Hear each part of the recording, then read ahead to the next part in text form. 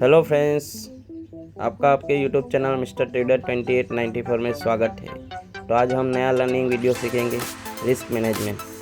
Risk management क्या होता है, आपको कैसे ट्रेड लेना है, आपको पर ट्रेड कैसे रिस्क मैनेज करना है, वो हम आज सीखेंगे।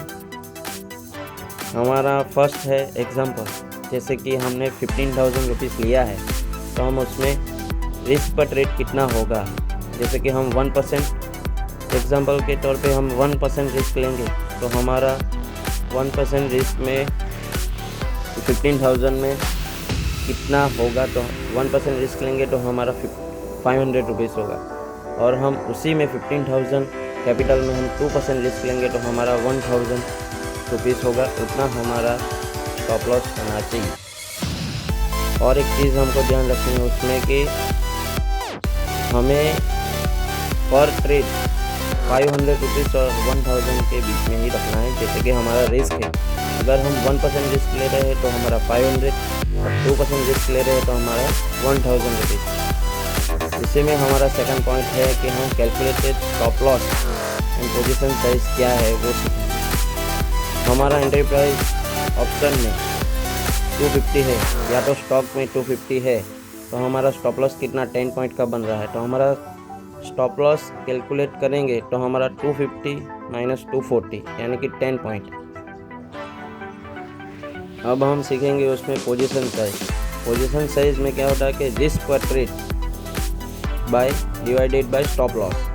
हमारा 1% रिस्क है तो हमारा पोजीशन साइज के हिसाब से 500 रुपीज़ बाय 10% हमने जो स्टॉप लॉस किया तो हमारा 15 क्वांटिटी हम बाय कर सकते हैं।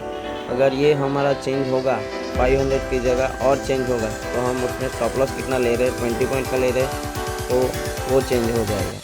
इस हिसाब से हमारी क्वांटिटी भी चेंज हो जाएगी। अगर हमारा रिस्क 2% रिस्क है तो हमारा पोजीशन साइज क्या होगा 1,000।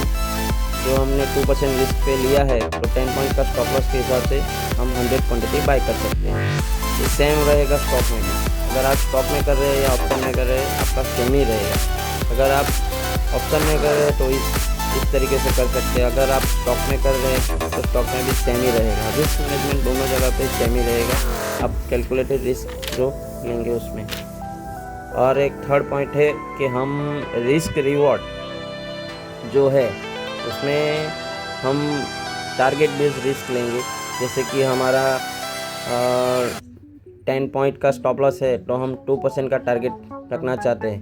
जैसे कि हमारा 10 पॉइंट का स्टॉप लॉस लिया है, मतलब हम 10 पॉइंट रिस्क लेंगे तो हमारा टारगेट हमारा उससे डबल होना चाहिए।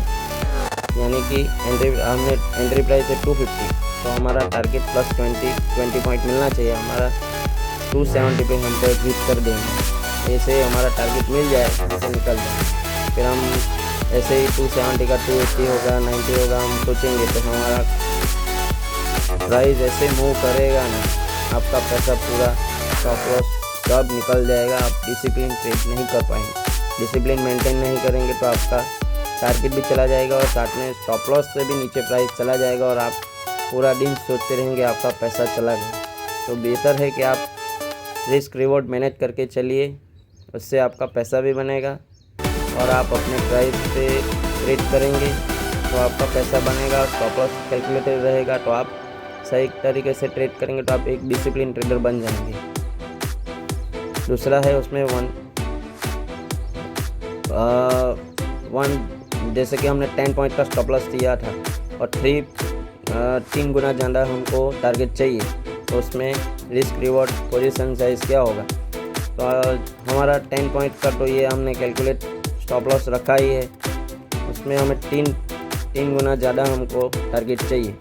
तो हम एंट्री प्राइस के साथ 30 पॉइंट मिला लेंगे तो हमको 280 हो जाएंगे।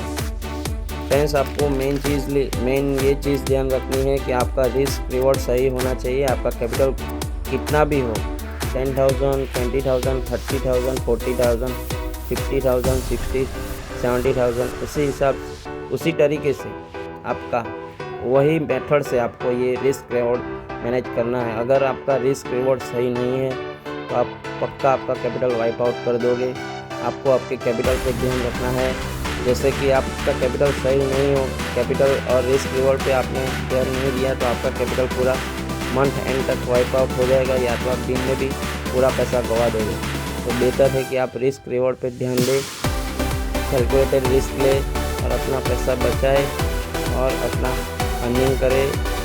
और हर दिन का ट्रिक को आप नोट करिए और उसी तरीके से आपका कहाँ गलती कर रहे आप ध्यान रखिए और उसी में आप अपने मेथड को चेंज करते रहिए कि हमें क्या चेंज करना है, कहाँ हम गलती कर रहे हैं, कैसे हम ट्रेड को मैनेज कर सकते हैं, रिस्क कितना ले सकते हैं, स्टॉप लॉस कितना ले सकते हैं, हम कहाँ पे मिस्टेक करें उसको चेंज करिए और उसको मेथड को चेंज करते करते करते आप एक दिन अच्छे ट्रेडर बन जाएंगे।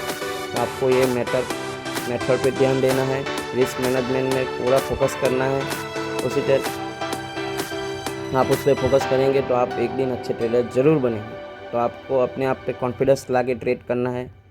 थैंक यू इस लर्निंग वीडियो के लिए, आपको देखने के लिए थैंक यू और जय हिंद।